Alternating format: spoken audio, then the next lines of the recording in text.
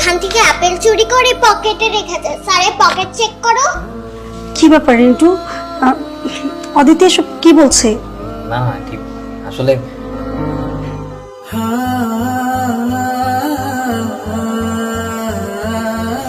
আলমারিতে তো টাকাটা নাই।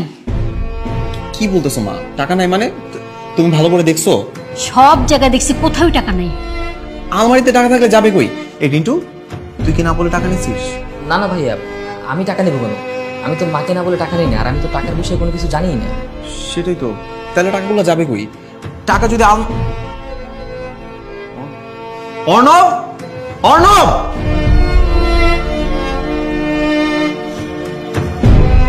কি হয়েছে ভাইয়া? আলমারি থেকে টাকা তুই না বলে নিয়েছিস তাই না? হ্যাঁ নিয়েছি। তুই আমাকে কিছু না বলে মাকে না জানিয়ে আলমারি থেকে টাকা নিয়েছিস কেন? আজব ব্যাপার, আমার প্রয়োজন ছিল তাই নিয়েছি, তাতে কি হয়েছে?